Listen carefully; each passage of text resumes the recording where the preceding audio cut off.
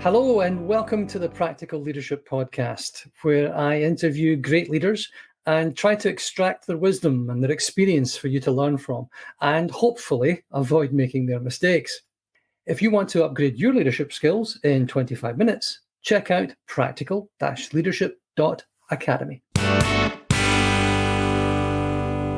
Osmin Callis, thank you very much for joining me. You are very welcome. Thank you so much for inviting me. Could I ask you, would you be so kind as to introduce yourself? Sure. So I am the managing director of the Block Venture Studio, which is the newly created arm of the Block Dojo Global Blockchain Incubator. My job is to work with corporate partners who really want to innovate and have a limited understanding of the different technology domains that they could be taking an interest in, they should be taking an interest in, but not the expertise to be able to delve deeply.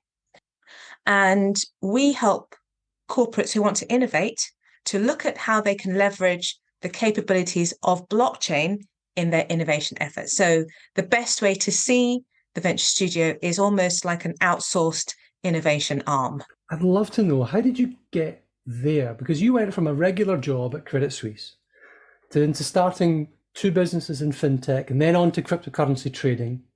Then you've got the Block Dojo Incubator, and now you've started the Venture Studio and you're building and then selling these startups. And I love the fact that you've got a background in languages as well. Me too.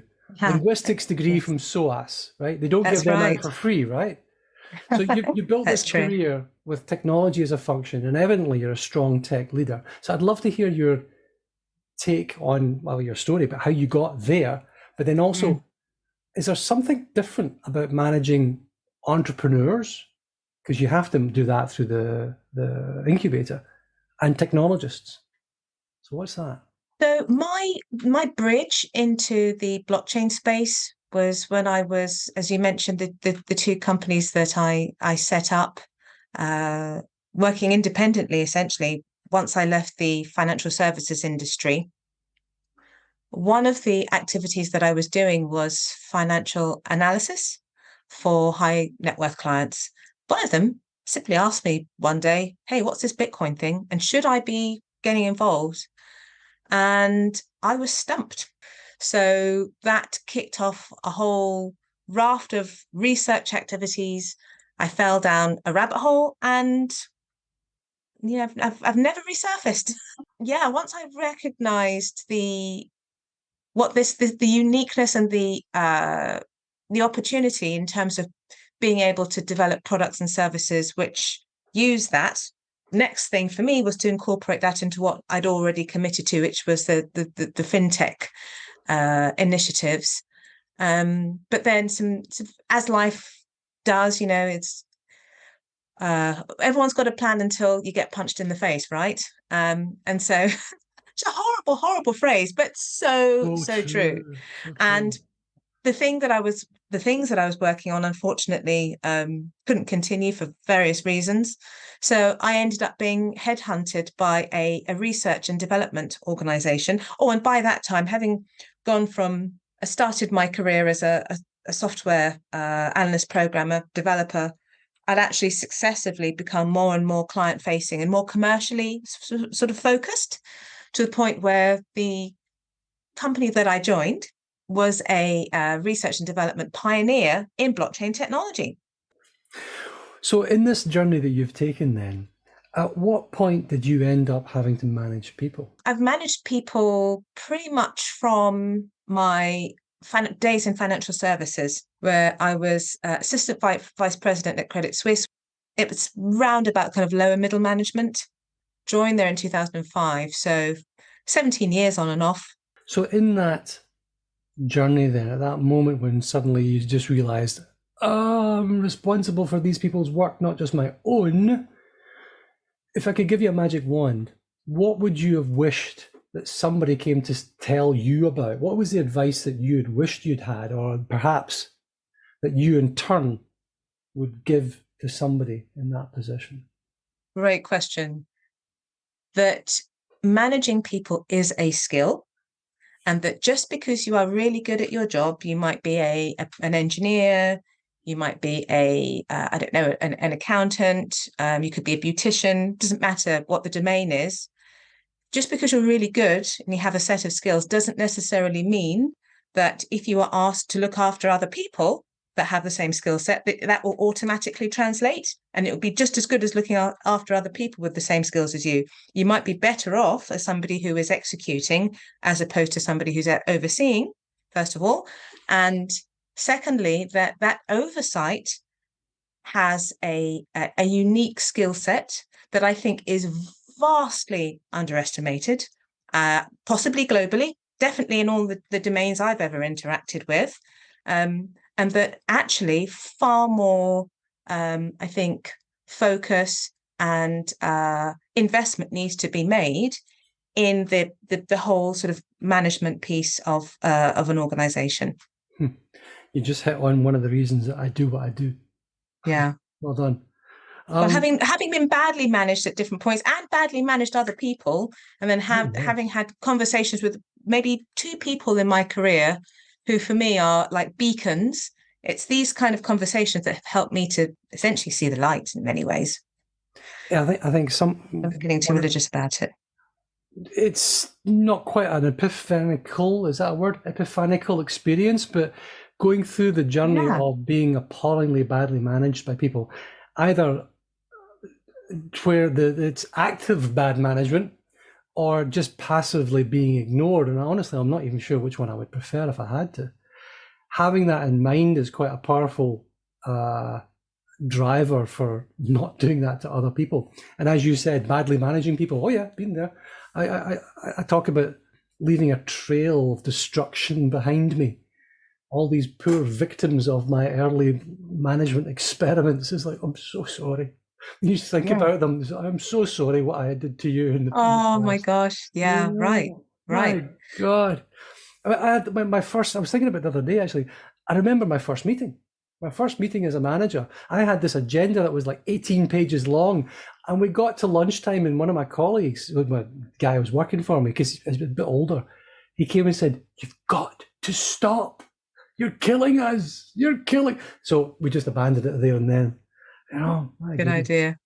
Excellent story. So managing people is a skill.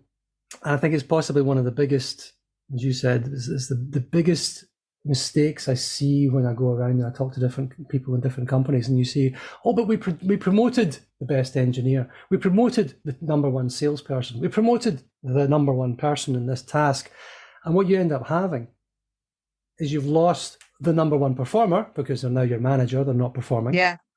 And if you're lucky, they're good. If more likely than not, they're average. If you're unlucky, they're bad. You've got a badly managed team. So you're going to lose your number one performer, and you're going to create an exodus from your team who's now badly managed. Right. So the challenge, it's so difficult to actually try and look, and this is my question, I'm getting there in the end. It's so difficult to try and find. How would you go and find the person? What would you ask to the person to find out, are you going to be a good manager? I know you're a good performer because I can see that result. How are you going to find a good manager?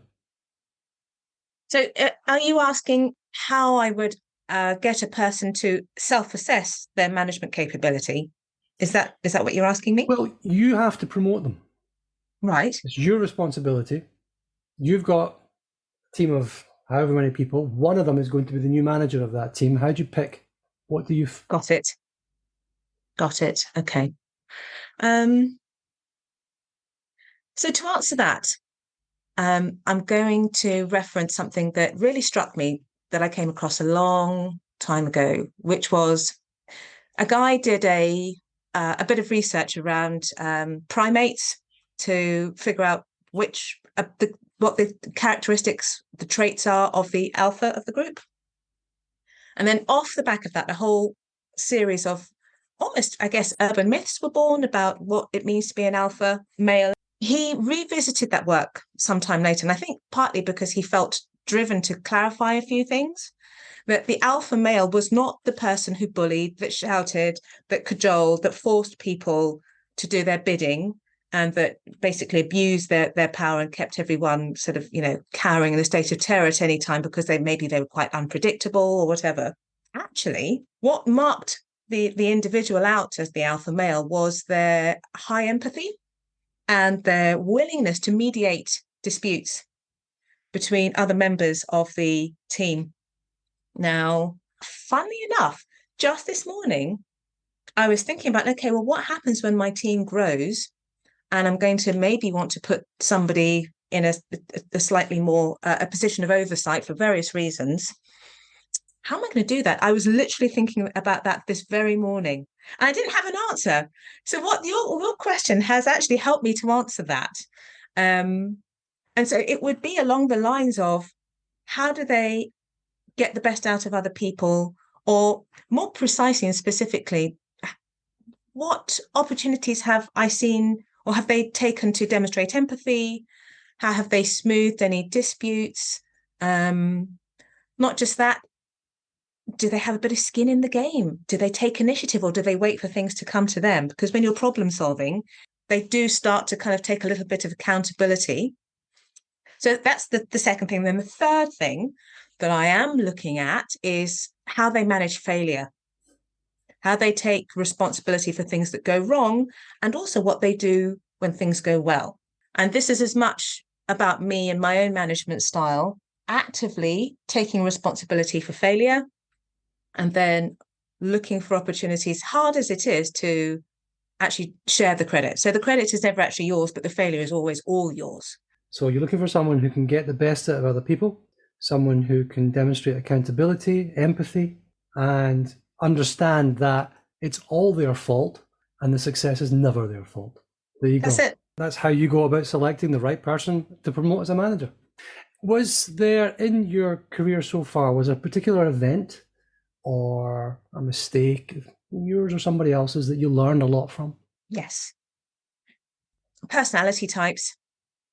I have made the mistake of thinking, having said everything I've said, that a more passive personality type is actually more inclined to being managed, and that an active, should we say, a proactive personality type makes a better manager. Not always the case. It's horses for courses.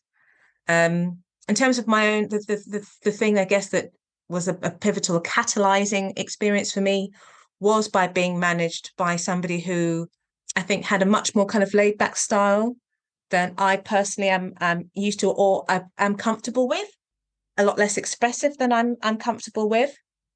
And so that created a lot of misunderstanding.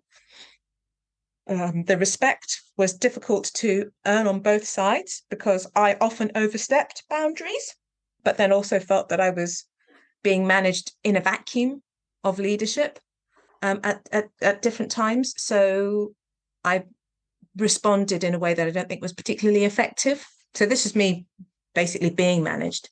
And then somehow, I think that the frustration was channeled into the oversight that I then had. And I think I doubled down on my radical transparency when I hadn't actually already built the trust. So that was, I guess, if I could distill it down, it would be not having built the trust around me, either managing upwards or downwards. That was the thing that I think was the biggest failure. Candor without trust. Yeah. And the trust you get from, well, I think going upwards, the trust is something you get from delivering. You deliver Yes. in your job. And if you do that consistently, you get the reins get longer, right? The reins get longer, but then also you trust your managers not to hang you out to dry, not to be unnecessarily unpredictable, etc., so that you know that they've got your back and that they wouldn't. Yeah, that's consistency as well. Consistency. Consistency, yes. Oh my gosh, that's a huge one. We all want consistency. We just want, I think, tomorrow to be more or less the same as today, to be more or less the same as yesterday, that you're going to be not necessarily fair and treat everyone the same way, because that's not how the world works. And I don't want to be treated the same as you. I want to be treated how I want to be treated. You know, that's like kind of goes to that golden rule thing. Treat everybody the way you want to be treated. Kind of treat everybody the way that they want to be treated. It's kind of different. Yes. That's hard, actually. It's very hard. You've got to Really know hard. them. I mean, they've got to trust you enough, as you said there. You've got to build that trust up first before you can get enough of an insight into them to know. So the lovely conversation I had fairly recently came to the conclusion that you just simply ask. Right. How do you want to be managed? Yeah. And lots of people don't know, but they'll go away and think about it. And this very smart lady, she then also asked her boss, and she said, rather than asking, she said, "This is how I want to be managed." Yes. Oh, it's so simple. I love it. Yeah. Yeah. That's awesome. That builds you, that short They have circuits a lot your of trust. Yeah. Yeah. Yeah. Okay. What are you reading? What are you listening to? So Rest is History podcast.